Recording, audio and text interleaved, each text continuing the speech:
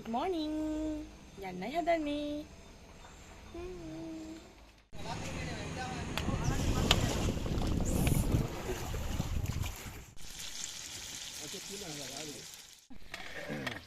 Tigaran dia pam. Oh, tipar kalla ni. අල්ලගත්තේ නැද්ද?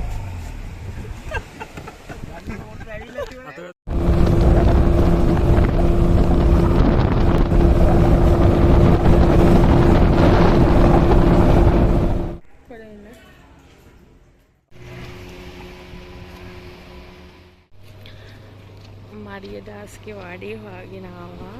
ඒත් මරියදාස්ලා කවුරුත් දැන් නැහැ. ඉන්නවා අලුත් කට්ටිය. ඉතින් හැමදාම මරියදාස් ලව මරියදාස්ගේ වාඩිය ජීවිතේ මැරෙනකම්ම හිතේ තියෙයි. ඉතින් ලස්සන එක්ස්පීරියන්ස් එකක් ගන්න ආදරෙන් ආරාධනා කරනවා. මරියදාස්ට ආදරය කරපු බත්තරන් ගොන්ඩුවට යන්න තමයි මේ සෝදානම.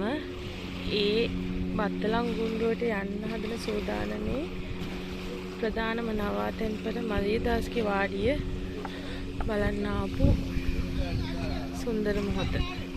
ඉතින් හමු වෙමු. මරියදාස්ගේ වාඩිය මට හම්බෙන්නේ බත්තලන් ගොන්ඩුවේ. බත්තලන් ගොන්ඩුව කියන අයිලන්ඩ් එකකින් නෙමෙයි. බත්තලන් ගොන්ඩුව කියන මාංශල වෙඩිවර්ධනයන්ගේ පොතේ.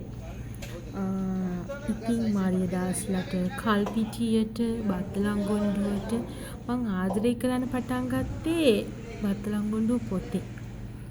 ඔයගොල්ලෝ දවසක අනිවාර්යයෙන්ම බත්තලන් ගොන්ඩුව පොත කියවලා මරියදාස්ගේ වාඩිය බත්තලන් ගොන්ඩුව අයිලන්ඩ් එක බලන්න එන්න. තමයි එක ජීවිතේ ගන්න පුළුවන් සුපිරිම අත්දැකීමක් වෙනවා. ඒ අත්දැකීම අනිවාර්යයෙන්ම ගන්න කියලා මම ඕගොල්ලන්ට ආරාධනා කරනවා. කල්පිටියේ වඩායට එන ඕනම කෙනෙක්ම කන්න ආසම කෑමක් තමයි කකුලුවෝ. පණ පිටින් ඉන්න කකුලුවෝ. ඉතින් මේ අපිට හම්බෙච්ච පණ පිටින් ඉන්න කකුලුවෝ මේගොල්ලෝ රුපියල් 5,000ට ගන්න පුළුවන් සෙට් එකක් නෙමෙයි. රුපියල් 12,000ට වඩා ඉහළින් ඉන්න කකුලුවෝ. මේ ඔක්කොම කට්ටිය මැරිලා නැහැ. පණ පිටින් ඉන්නේ. ඉතින් මේගොල්ලෝ රහයි කියලා කියනවා. හැබැයි මම මේ රස දන්නේ නැහැ. ඔන්න අපි බත්තලන් ගොන්ඩුවට යන්න තමයි දැන් හදන්නේ. කල්පිටිය වඩහේ ඉඳලා පැය 1:00ක වගේ ජර්නි එකකින් තමයි අපිට යන්න තියෙන්නේ. ඒ කියන්නේ අපි මොහොතෙන් යන්න ඕනේ අයිලන්ඩ් එකට. මේක හරිම සුන්දර අත්දැකීමක්. මේක ජීවිතේ ඩේ ටු ඩේ ලයිෆ් එකේ, ඒ කියන්නේ සාමාන්‍ය නාගරිකව ජීවත් වෙන මිනිස්සුන්ට හම්බෙන chance එකක්. හැබැයි මේක ජීවිතේම කරගත ඩේ ටු ඩේ ලයිෆ් එකක් තියෙන මිනිස්සු ඉන්නවා. අපිට එහෙම මිනිස්සු හම්බුණා. අපි මේ මිනිස්සුන්ට කතා කරා. ඉතින් මට මේ හම්බෙච්ච එක්ස්පීරියන්ස් එක පට්ට. ඊට පස්සේ ලොකු අමාරුවක් නෙමෙයි.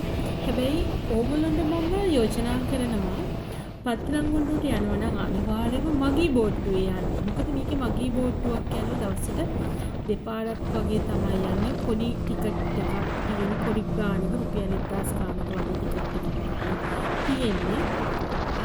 ඕගොල්ලෝ ඒ කියන්නේ ඕගොල්ලන්ට හරිම බත්තලන් ගොන්ඩුව මොකක්ද කියන එක එක්ස්පීරියන්ස් ගන්න පුළුවන්. අපි ගියේ අපි ක්‍රවුඩ් එකක් හිටියා. අපිට සෙට් එකක් හිටියා. අපේ යාළුවෝ ටික එකට යන්න ඕන නිසා අපි පෞද්ගලික මේ බෝට් එකකින් තමයි අපි ගියේ. අර ඉවෙන්ට්ස් කරන කම්පැනි එකකට කතා කරගෙන තමයි අපි මේක ගියේ. ඉතින් ඒ කියන්නේ මේ දීවරයෝන්ගේ ජීවිතේ සුන්දරම අත්දැකීම් හරි ළඟින් ෆීල් කරන්න පුළුවන්. ඒ කියන්නේ හරි ඕන කෙනෙකුට ගිහින් ෆීල් කරන්න පුළුවන් ස්ථානයක් විදිහට මම දකිනවා කල්පිටිය සහ බත්තලන් ගොන්ඩුව.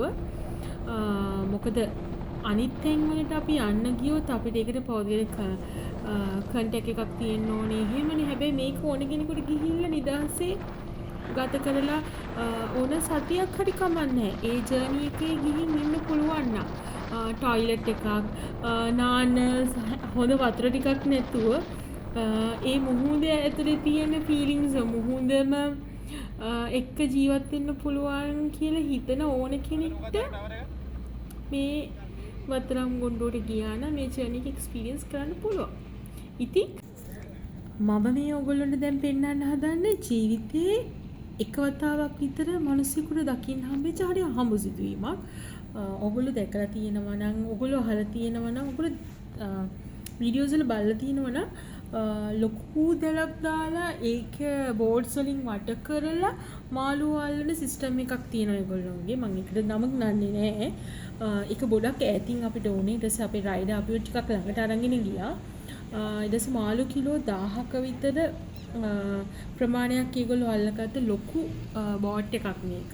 ඉතින් ඒගොල්ලෝ මේ වටේම තියෙන බෝට්ටු වලින් මාළුන්ව බය කරලා වගේ තමයි අර දැලට දාලා අල්ලගන්නේ. ඊට පස්සේ මේ දැල ඒගොල්ලෝ උඩට අරගත්තා. අපි ඒක ගොඩක් වෙලා බලාගෙන හිටියා. ඊට පස්සේ අපිට ඒගොල්ලෝ ලස්ස මාළුව දෙන්නෙකුත් දුන්නා. ඉතින් මේක හරි අර හමුවක් දෙකීම් තියෙනනේ ස්වභාව ධර්මය හැදෙන එක ඇස්සේ. ඉතින් පොඩි අපිට හම්බෙච්ච පොඩි අහඹුවක් දෙකීමක්. ඉතින් මම ඒක මේ ජර්නි එකේ හම්බ වෙන තැන. ඒ කියන්නේ යන්න පටන් ගත්ත හැම තැනකින්ම හම්බ වෙන්නේ ජීවිතේ අලුත් අත්දැකීම්.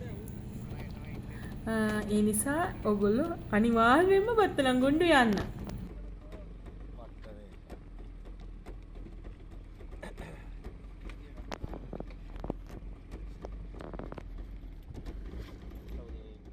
දැන් මේ කරන්නේ දීවරයෝ තමන් අල්ලගත්තු මාළුවෝ ටික බෝට් එකට දාගන්න කමක්.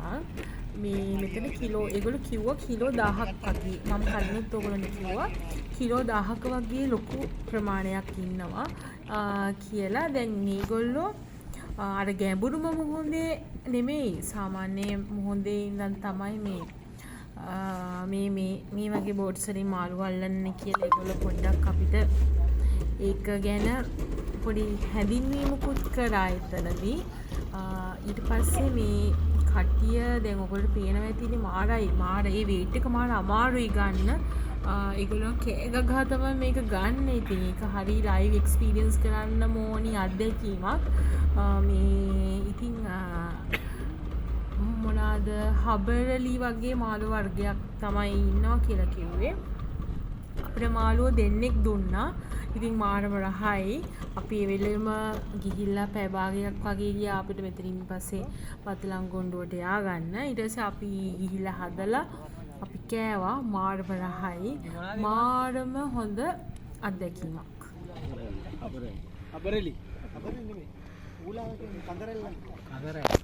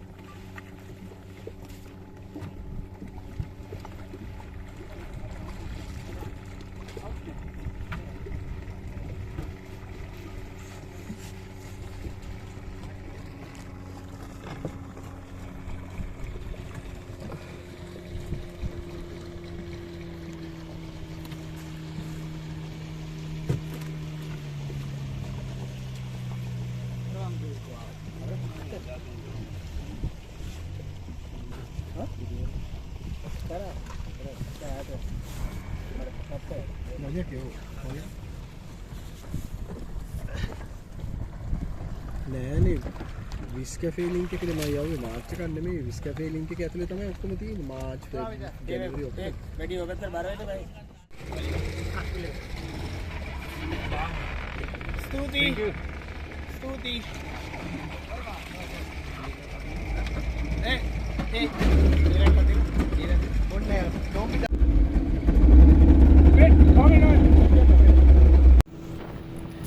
දැන් ඉතින් අපි අපේ ආසම එක්ස්පීරියන්ස් එක අපිට දැන් පේනවා බත්තලංගොඩ අයිලන්ඩ් එක මෙහෙම අර චුටි ඩෝල ඇති පේන්නේ අපි දැන් එතනට යනවා අපිට දැන් ඉවසිල්ලක් නෑ කියන්නේ ඒ ජර්නි එක ඉවසිල්ලක් නෑ ඉතින් මේ වෙරළ තීරයත් හරිම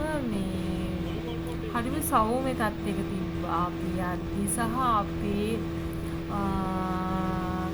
ජර්නි එක ඉවර වෙනකම්ම අපි මෙතන ගොඩක්ම කරේ නාපු එක ඒ කියන්නේ මුහුදේ එක දිගට මුහුදේ නාපු එක මොකද මේ කවදාවත්ම අපිට ඒ වගේ එක්ස්පීරියන්ස් එකක් ජීවිතේ මම කියන්නේ අපි බීච් හොටෙල් එකකට ගියත් අපිට ගන්න වෙන්නේ නැහැ අපිට හැමදේටම ඉන්නේ මුහුද විතරයි ඒ කියන්නේ සුනාමියක් හරි මොකක් හරි ආවත් ඒත් අපි මුහුද විතරයි ඉතින් අපිට දුක හිතුණා සතුට හිතුණත් අපි ආයේ බෝට්ටුවකින් පොඩබිම්මට එන්න බලාගෙන ඉඳද්දී එන්න ඇවිත් කියන වැඩෙන් අපිට එතන කියන්න කෙනෙක් නෑ අසනීපයක් හැදුනත් හැම දෙයකම මුහුද විතරයි. ඉතින් මේක හරි හොඳ ලස්සනට තිබුණ ගම්මානයක්. දැන් මේකේ මිනිස්සු හරි අඩුයි. අත්‍යවශ්‍යම දීවල කොට්ටාශයක් විතරයි මෙතන ඉන්නේ.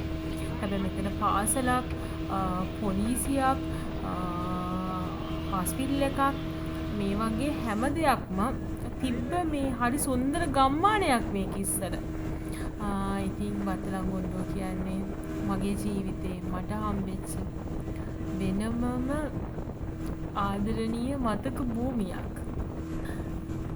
ඉතින් යාළුවනේ මේ නොවිසලිමත් මොහොත උදා වුණා. ඉතින් අපි බත්තලංගොඩට ආවා. මෙහෙම බෝට් එකේ එද්දී මාව වැටුණා. මම වීඩියෝ කරගෙන ආවේ. ඊට පස්සේ මම මේක එපිසෝඩ්ස් දෙකකට වගේ ගේන්න හිතුවා. මොකද එක දිගට බලද්දි බෝරින් වෙයි කියලා හිතලා. මේකේ ඇත්ත මිනිස්සුන්ගේ කතාව ඊළඟ එපිසෝඩ් එකෙන් මම අරන් එන්න. මේ එපිසෝඩ් එක බලපු හැමෝටම ඩාක් ස්තුතිවන්ත වෙනවා.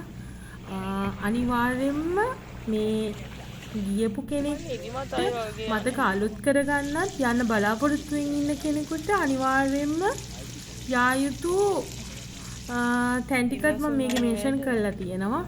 මේ තිරේ පිටුපස තියෙන දේවල් තියෙනවනේ. දැන් අපි තිරෙන් එළියනේ දකින්නේ.